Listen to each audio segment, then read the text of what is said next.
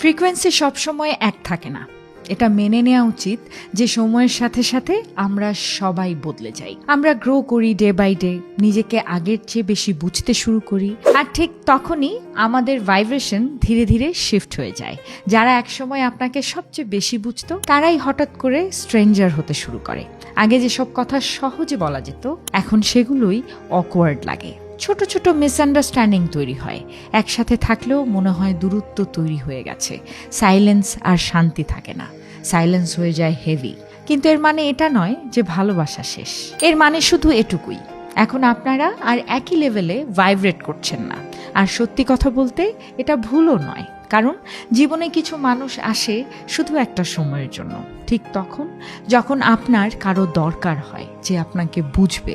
প্রথমে আপনাকে শক্ত করে ধরে রাখে, তারপর ধীরে ধীরে তারা পেছনে পড়ে যায়। আর কিছু মানুষ আছে যারা আপনার সাথে গ্রো করে।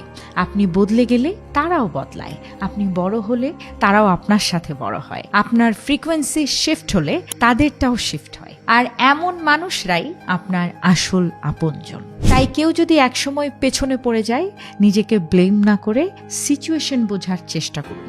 আপনি ভুল করেননি, আপনি শুধু গ্রো করেছেন। আর যারা সত্যি আপনার, তারা আপনার নতুন ফ্রিকোয়েন্সিতেও আপনাকে খুঁজে নেবে। কারণ রিয়েল কানেকশন কখনো ডিস্টেন্সের অজুহাত দিয়ে শেষ হয় না। রিয়েল কানেকশন গ্রো করে, এভলভ করে।